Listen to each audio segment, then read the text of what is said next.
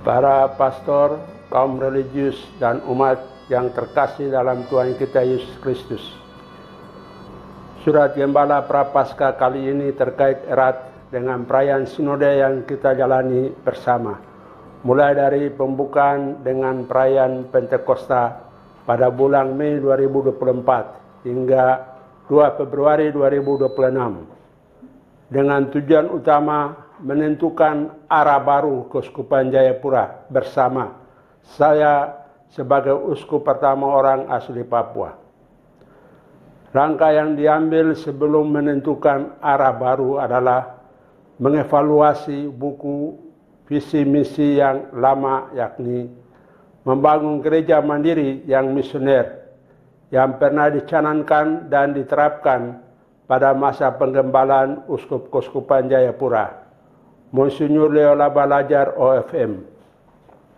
Gereja mandiri yang misioner adalah persekutuan umat beriman yang kokoh imannya.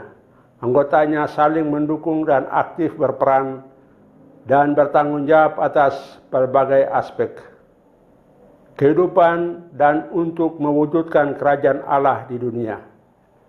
Gereja mandiri yang misioner mau mewujudkan persekutuan gereja menurut rencana Bapa yang menyelamatkan semua orang dengan mengikut sertakannya dalam persekutuan kasih Bapa, Putra dan Roh Kudus. Gereja melanjutkan tugas Yesus Kristus untuk mewujudkan kerajaan Allah di dunia. Visi membangun gereja mandiri yang misioner mengusung 6 misi, yakni membangun persekutuan, membangun persekutuan corak Papua, membangun di semua aspek kehidupan, mengembangkan dialog dan kerjasama dengan semua pihak, mengadakan pelayan, menyelenggarakan keuangan yang efektif. Visi dan ke-6 misi ini sudah dievaluasi dalam rangka proses sinode. Dari hasil evaluasi menunjukkan 2 sisi, yakni perkembangan atau kemajuan signifikan dan kurang atau sedikit mengalami perkembangan. Perkembangan terlihat pada bidang persekutuan, di mana umat berpartisipasi dalam tugas-tugas hidup menggereja, seperti umat mengambil bagian dalam tugas pewartaan, tugas perayaan, dan kepemimpinan persekutuan. Lagi pula adanya peningkatan dari tahun ke tahun dengan penambahan tenaga klerus dan katekis melalui output STFT Fajar Timur dan STPK Santo Yohanes Rasul. Dari sisi lain, terdapat 3 tema yang kurang menunjukkan perkembangan sesuai harapan, yakni membangun persekutuan corak Papua, membangun di semua aspek kehidupan, dan penyelenggaraan keuangan yang efektif. Pengembangan budaya dalam inkulturasi terjadi dalam kalangan budaya homogen di pedalaman, tapi kurang terstruktur dan kurang terprogram, apalagi kebanyakan pastor tidak berminat belajar budaya setempat seperti para misionaris dulu. Dalam hal keuangan, 75% paroki-paroki 3 dekanat di luar dekanat Jayapura dinyatakan masih belum mandiri sejak awal hingga kini. Dalam hal membangun di semua aspek kehidupan, ternyata belum banyak membuahkan hasil gemilang di segala bidang kehidupan dalam keluarga-keluarga Katolik maupun di tengah-tengah masyarakat. Selain itu, salah satu tema misi yang sangat sedikit terlihat perkembangan adalah dialog dan kerjasama dengan semua pihak. Kita baru sampai pada tahap membangun dialog dan kerjasama dengan 1-2 pihak seperti pihak tokoh-tokoh adat. Di samping itu kita sebagai pimpinan gereja masih enggan membangun dialog dan kerjasama dengan pihak pemerintah, pimpinan agama Kristen Protestan, pimpinan agama Islam dan agama-agama lainnya, kalaupun terjadi masih bersifat formalitas belaka.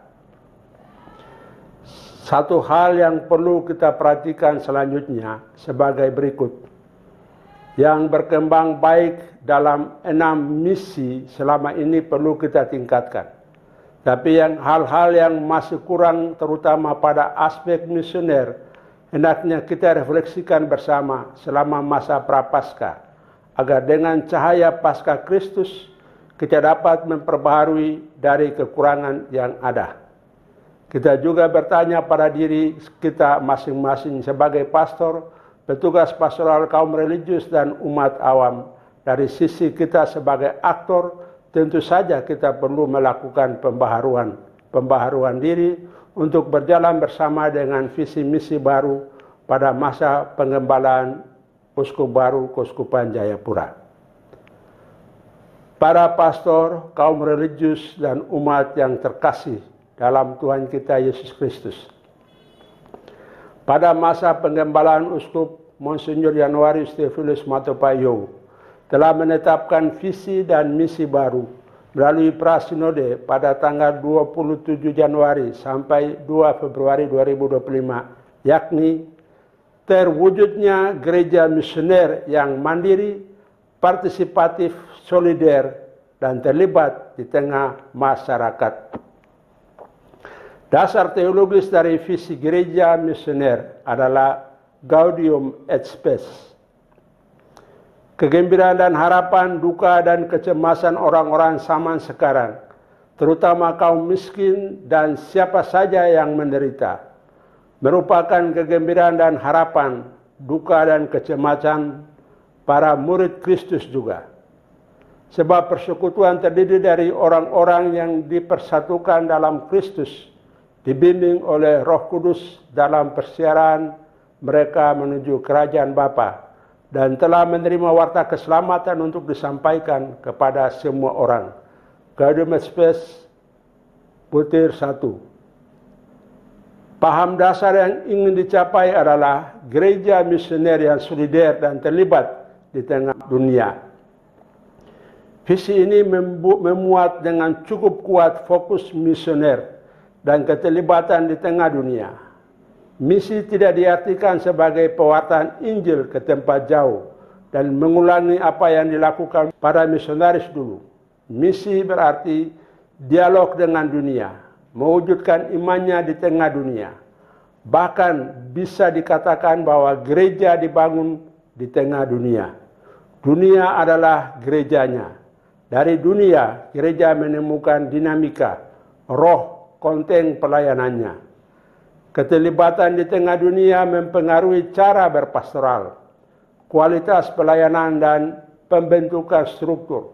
Apa yang ingin dicapai dari visi ini adalah gereja yang relevan dengan kebutuhan masyarakat sejauh kompetensinya sebagai lembaga agama. Gereja menjadi pelaku dalam transformasi sosial dan pembangunan peradaban publik. Misi di tengah dunia harus menjadi titik tolak pelayanan gereja. Visi ini mengusung 5 misi sebagai berikut. Pertama, mewujudkan gereja misioner di tengah masyarakat.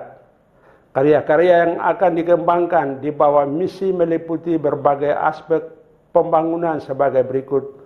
Pendidikan, kesehatan, sosial, ekonomi, budaya, HAM dan hukum, politik, keadilan dan perdamaian dan lingkungan hidup. Yang kedua, mewujudkan gereja yang solider dan terlibat dalam masyarakat. Karya-karya yang dikembangkan di bawah misi ini antara lain meliputi solidaritas dengan mereka yang miskin, menderita, kaum berkebutuhan khusus, mereka yang diperlakukan tidak adil, kekerasan, kelompok rentan, ibu dan anak, dan lain-lain. Karya lainnya adalah membangun dialog dengan berbagai pihak, pemerintah, agama Kristen Protestan, agama Islam, dan agama lainnya, lembaga adat, pengusaha, dan para pelaku pasar, TNI, Polri, dan TPNPB, UPM.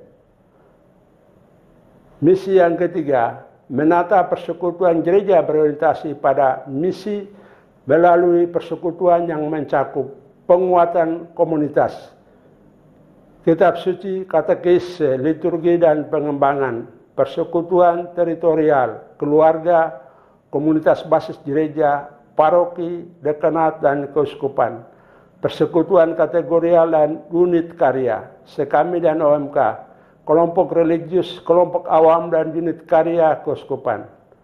Menata dan merajut kembali persaudaraan Papua, pemahaman akan jati diri orang Papua, terbuka terhadap budaya Papua, dan kepedulian terhadap orang Papua dalam goncangan budaya. Misi keempat, membangun fasilitas dan mengelola keuangan yang mendukung karya misioner. Bidang-bidang perhatian, kebijakan keuangan, sumber keuangan, perencanaan dan penggunaan dana, administrasi keuangan, evaluasi dan pertanggungjawaban keuangan, pengelolaan harta benda dan fasilitas gereja, dan pengembangan unit usaha gereja. Misi yang kelima adalah membangun pelayan-pelayan pastoral dalam kegiatan misioner. Gereja menyiapkan tenaga-tenaga pelayan gereja tertabis, katekis, pendidikan dan pembinaan para seminaris melalui seminari, sekolah asrama maupun panti asuhan. Misi keenam, membangun gereja misioner yang partisipatif. Para pastor, kaum religius, dan umat yang terkasih dalam Tuhan kita Yesus Kristus, ada beberapa kegiatan yang perlu menjadi gerakan bersama dalam masa Prapaskah ke Paskah menuju Sinode 2026. Demi suksesnya perlu dibentuk panitia di tingkat dekanat dan keuskupan untuk mengkoordinir kegiatan-kegiatan bersama sesuai petunjuk praktis sebagai berikut. 1. Doa Sinode. Selama masa Prapaskah 2025 serta sesudahnya sampai puncak Sinode yakni tanggal 2 Februari 2026. Hendaknya kita berdoa bersama doa Sinode agar Sinode dapat berjalan dalam penyelenggaraan Allah Tritunggal serta perlindungan doa Bunda Maria. Kedua adalah musyawarah iman. Mulai dari masa Prapaskah ke Paskah hingga masa Paskah selama 3 bulan. Dari Maret sampai dengan bulan Mei akan diadakan musyawarah iman dalam komunitas basis gerejawi, KBG, unit karya, kelompok religius, dan kelompok lainnya. Tujuannya sosialisasi visi misi, membaca sambil memahami bersama pokok-pokok dalam misi, serta memberikan penambahan, saran maupun masukan demi penyempurnaan pokok-pokok perhatian dalam setiap misi. Proses musyawarah iman dilakukan dalam suasana doa, sambil mohon bimbingan Roh Kudus, melakukan discernment. Discernment artinya kemampuan untuk menimbang-nimbang dalam membuat penilaian cerdas tentang sesuatu agar sesuai dengan kehendak Allah. Yang ketiga adalah doa jalan salib.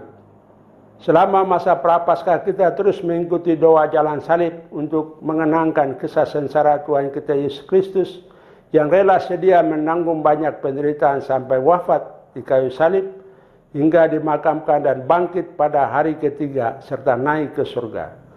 Tuhan Yesus rela sedia mengorbankan diri sebagai bukti ketaatannya pada kehendak Allah Bapa dan tanda solidaritasnya bagi keselamatan manusia dari dosa. Kita mohon rahmat Allah agar ketika kita bermisioner dapat bersolider dengan sesama yang miskin menderita, berkebutuhan khusus, sehingga kaum beriman siap melayani sesama sesuai teladan Sang Mesias Yesus Kristus.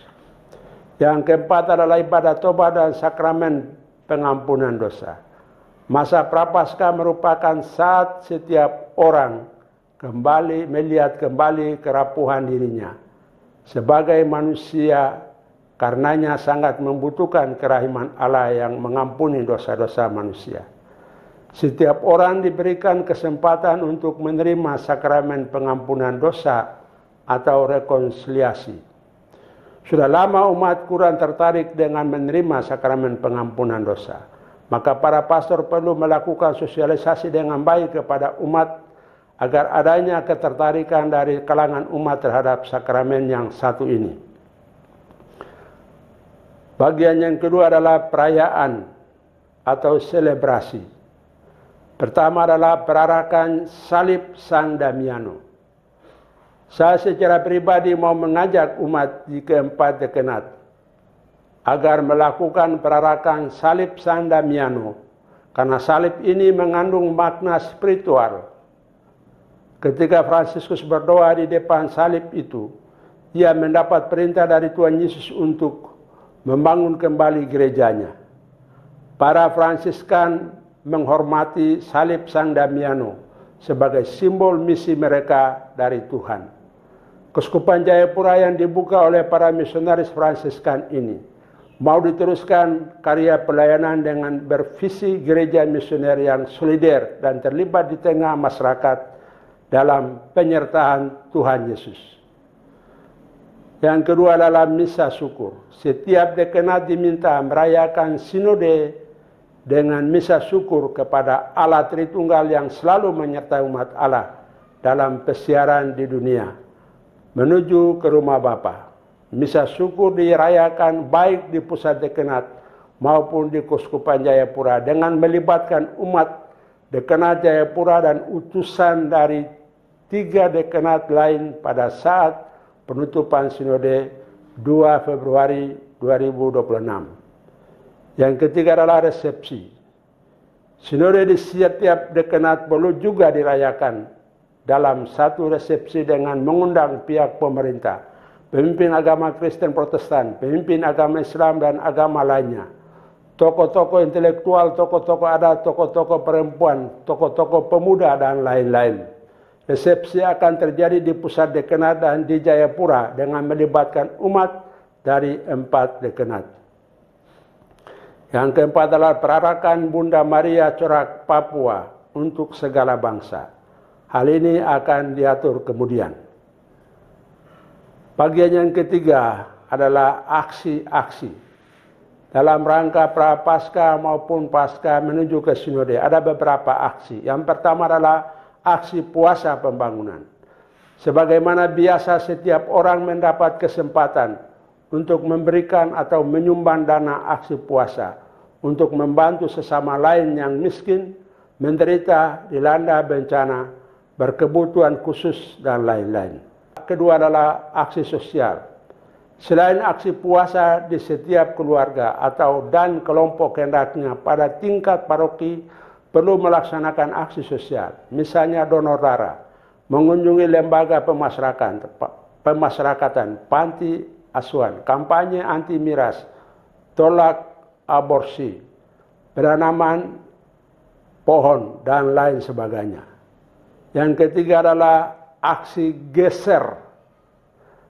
Saya sebagai uskup mau mendorong umat melalui para pastor paroki untuk secara sukarela setiap umat Katolik besar maupun kecil melakukan geser gerakan 1000, menyumbang dana Rp1.000 per bulan untuk mendukung biaya sinode yang tentu saja akan menelan jumlah dana yang besar. Yang keempat adalah aksi lingkungan hidup. Tidak ada salahnya setiap orang atau dalam kelompok maupun paroki melakukan upaya-upaya reboisasi untuk memperindah rumah kita bersama, Mama Bumi. Juga setiap orang atau kelompok berjuang keras untuk memerangi tindakan-tindakan yang mendatangkan ekosida yang berakibat fatal bagi manusia kini dan generasi yang akan datang. Katakan dengan tegas, stop jual tanah, stop merusak alam dan marga satwa. Mari kita bersama-sama menjaga tanah, marga satwa dan alam. Aksi yang kelima adalah pertandingan-pertandingan olahraga dan KOR. Untuk mempersatukan umat serta menambah semarak kegiatan menyongsong Sinode 2026, dapat diadakan pertandingan dan lomba KOR serta lomba sejenisnya. Aksi yang keempat adalah penulisan buku.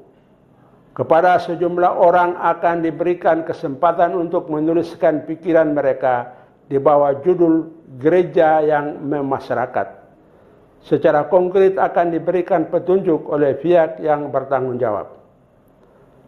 Putri yang kelima adalah tahun jubileum 2025.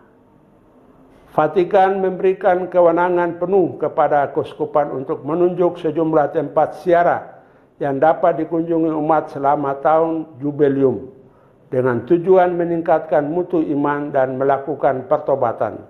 Berkaitan dengan tempat ziarah ini akan diatur secara khusus. Catatan: ada kegiatan yang dijalankan di tingkat paroki, ada yang di tingkat dekanat dan keuskupan, sangat tergantung dari jenis kegiatan dan siapa bertanggung jawab atas kegiatan mana. Ada sejumlah kegiatan akan dijadwalkan pelaksanaannya di paroki, dekanat, dan keuskupan. Mari kita berjalan bersama, membangun gereja dan masyarakat dengan semangat visi misi baru. Tentu banyak tantangan dan yang menghadang, tapi jangan takut, Tuhan Yesus beserta kita. Ego vobiscum sum.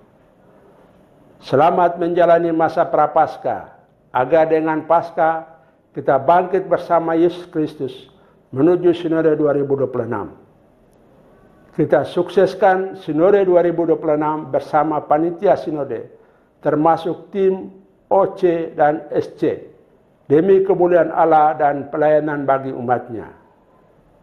Yepum, Nayaklak, Launyak, Amanino, Kebano, Koyau, Wanyambe, Foimoy, wah, wah, wah, wah, wah, wah, wah. Salam, doa dan berkatku untuk semua umat Allah di Keuskupan Jayapura.